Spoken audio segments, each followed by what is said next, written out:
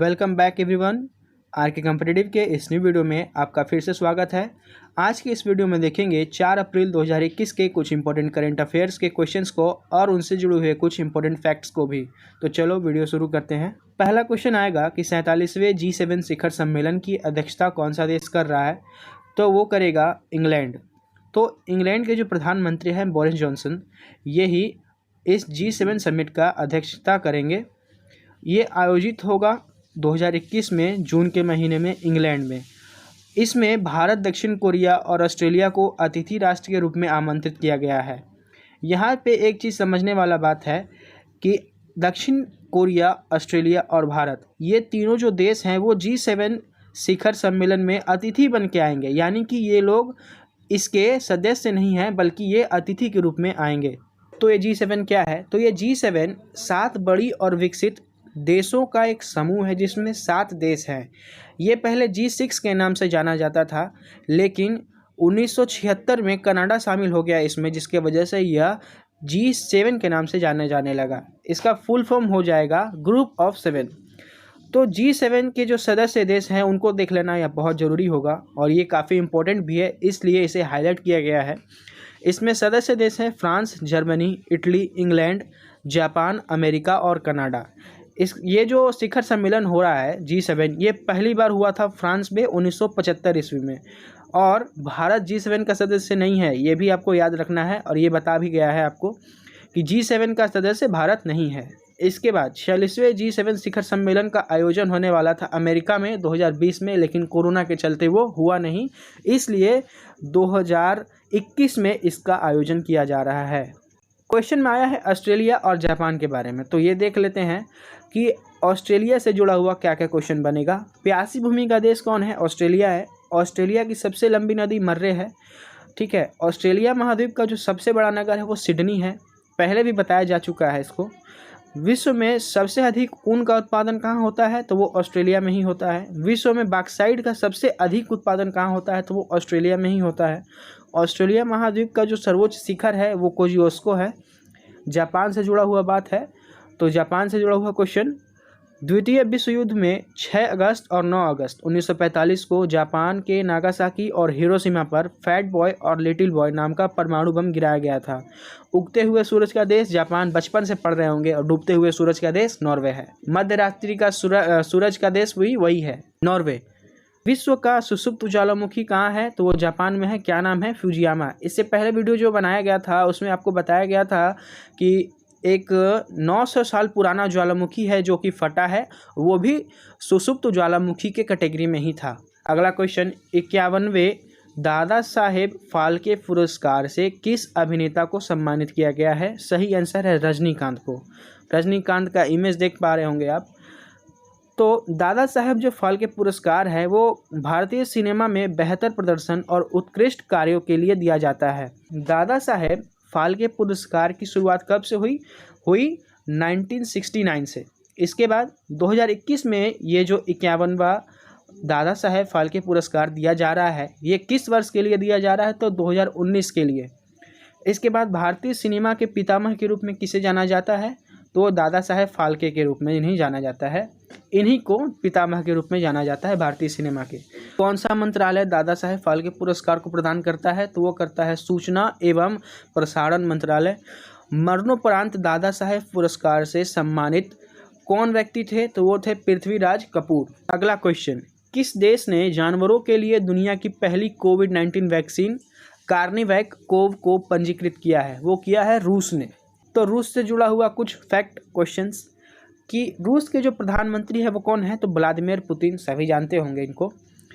रूस के प्रधानमंत्री कौन है? तो मिखाइल मिशुस्तिन। रूस की राजधानी कौन सी है? तो मॉस्को है। रूस की मुद्रा कौन सी है? तो रूबल है। रूस की सांसद का क्या नाम है? तो ड्यूमा।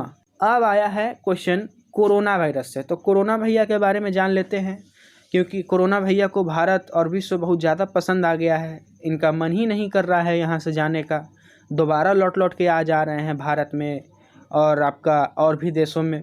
तो देख लेते हैं भैया से जुड़ा हुआ क्वेश्चन। तो इन भैया का शुरुआत हुआ था चीन के वुहान में, यानी कोरोना वायरस का शुरुआत हुआ चीन के वुहान में। भारत में कोरोना वायरस का पहला केस कहाँ मिला? तो केरल में मिला। इसके बाद कोरोना वायरस से होने वाली बीमारी को कोविड-19 कहा जाता है। फुल फॉर्म इसको बताया गया था COVID, यानी CO से कोरोना, VI से वायरस, D से डिजीज़, यानी कोरोना वायरस डिजीज़। 19 का मतलब क्या होगा, 19 में ही इसका पता चला था, इसलिए इसको 19 नाम दिया गया है। तो कोरोना वायरस को SARS-CoV-2 का नाम दिया गया है। ये कौन नाम दिया है? तो ये नाम दिया है आपको WHO, यानी वर्ल्ड हेल्थ ऑर्गेनाइजेशन। इसके बाद कोरोना वायरस का स्ट्रक्चर कैसा है? तो क्राउन के जैसा है, इसलिए इसका नाम कोरोना दिया गया है। क्राउन के जैसा देखने में लगता है। क्राउन क्या है भाई? तो क्राउन ताज को कहा जाता है, क्राउन। इसके बाद कोरोना वायरस जो है मानव शरीर के किस तंत्र को प्रभावित करता है? श्वसन तंत्र को। इससे जुड़ा हुआ क्वेश्चन भी आता है कि कोरोना वायरस जो है वो शरीर के किस अंग को प्रभावित करता है? तो वो कहता है फेफड़ा को। कोविड-19 वैक्सीन पाने वाले प्रथम भारतीय तो मनीष कुमार। इसके बाद कोरोना वायरस प्रदर्शन सूचकांक में शीर्ष देश जो है न्यूजीलैंड है और भारत है 86वें स्थान पे। तो इसका मतलब क्या हुआ कि कोरोना वायरस प्रदर्शन सूचकांक में शीर्ष देश यानी टॉप पे कौन सा देश है जहां पे कोरोना वायरस सबसे ज़्यादा तांडव मचाया। इसके बाद कोविड-19 के चलते कर्फ्यू लगाने वाला देश का पहला राज्य कौन है? तो वो पंजाब है। अगला क्वेश्चन फीफा से जुड़ा हुआ, फुटबॉल प्रेमियों के लिए क्वेश्चन है। तो फीफा महिला विश्व कप 2023 का मेजबानी कौन सा देश करेगा? तो वो करेगा ऑस्ट्रेलिया और न्यूजीलैंड। कैसे करेगा भाई? तो फीफा जो वर्ल्ड कप होगा महिला वाला, उसमें न्यूजीलैंड के ऑकलैंड में खेला जाएगा पहला मैच जो होगा, और फाइनल मैच खेला जाएगा ऑस्ट्रेलिया के सिडनी में। सिडनी ऑस्ट्रेलिया का सबसे बड़ा शहर है, अभी बताया गया आपको। तो इसमें जो होगा इस बार फीफा में 32 टीम भाग लेगी, महिला लोग की 32 टीम भाग लेगी। फीफा का फुल फॉर्म क्या होगा भाई? तो federation international D football association. बहुत इंपॉर्टेंट क्वेश्चन है, कई बार एग्जाम में पूछा भी जा चुका है कि फीफा का फुल फॉर्म क्या होता है। तो federation international D football association. तो पूरे विश्व में जो फुटबॉल का मैच होता है, खेल होता है, उसको फीफा ही रेगुलेट करता है। स्थापना हुआ था इसका 21 मई 1904 में और मुख्यालय है स्विट्जरलैंड में। अध्यक्ष हैं जियानी इन्फेंटिनो। ठीक है, तो आगामी खेल प्रतियोगिता कौन कौन सा है जो होने वाला है? कोरोना भैया सबको ले डूबे हैं, देख लेते हैं कौन कौन सा कहाँ कहाँ होगा, कब कब होगा। तो 22वां जो फीफा फुटबॉल विश्व कप है 2022 में होगा कतर में।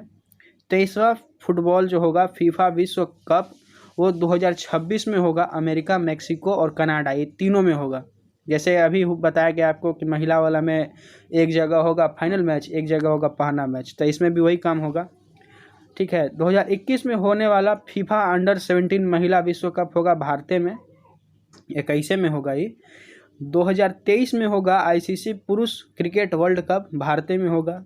2022 में होगा ICC महिला क्रिकेट वर्ल्ड कप न्यूजीलैंड में होगा। इसके बाद अगला क्वेश्चन कि हाल ही में अंतर्राष्ट्रीय बाल पुस्तक दिवस कब मनाया गया है भाई? तो 2 अप्रैल को मनाया गया है। ठीक है, काहे मनाया जाता है? तो अभी का जो बच्चा लोग है उसको किताब से कोई मतलब नहीं है, फ़ोन से मतलब है। ठीक है, तो इसीलिए इनका जागरूकता जो है वो किताब में बढ़ाने के लिए ऐसा जो अंतर्राष्ट्रीय पर्व होता है, त्यौहार होता है, दिवस होता है, उसको मनाया जाता है ताकि उनका जो इंटरेस्ट है ना वो किताब में जुटे, फ़ोन से हटे और किताब में ढूके। तो इससे जुड़ा हुआ कुछ इंपॉर्टेंट फैक्ट क्वेश्चन में आया है 31 मार्च, 1 अप्रैल और 2 अप्रैल। तो उनसे जुड़ा हुआ क्वेश्चन देखेंगे कि 2 अप्रैल को तो आप देख ही लिए कि आपका बाल पुस्तक दिवस मनाया गया। 31 मार्च को कौन सा दिवस मनाया गया? तो international transgender day of visibility. क्यों मनाया गया भाई? तो ट्रांसजेंडर लोग के ऊपर जो भेदभाव चलता है पूरे विश्व में, उससे उनको उबारने के लिए, लोगों का नज़रिया उनसे बढ़ाने के लिए मनाया गया। इसके बाद 1 अप्रैल का क्या हुआ भाई? तो RBI का स्थापना दिवस मनाया गया। उड़ीसा राज्य का स्थापना दिवस भी 1 अप्रैल को। छत्तीसगढ़ का स्थापना 1 नवंबर को। ठीक है, अगला और आखिरी क्वेश्चन बहुत खतरनाक इंपॉर्टेंट क्वेश्चन है, कोरोना भैया से जुड़ा हुआ है, देख लेते हैं भाई। हाल ही में किस देश के राष्ट्रपति ने तीसरे लॉकडाउन की घोषणा की है भाई? फ्रांस के जो राष्ट्रपति हैं वो तीसरे लॉकडाउन का घोषणा किए हैं। पहला में अवस्था खराब, दूसरा में तनी मनी चरमराया और तीसरा में पूरे उलट जाएगा। तो फ्रांस के राष्ट्रपति हैं इमैनुअल मैक्रों। चीन के राष्ट्रपति शी जिनपिंग, कोरोना के जन्मदाता। इसके बाद इटली के राष्ट्रपति हैं वो है सर्जियो मैट्रेला। तो उम्मीद करते हैं वीडियो आपको अच्छा लगेगा, पसंद आएगा, समझ आएगा।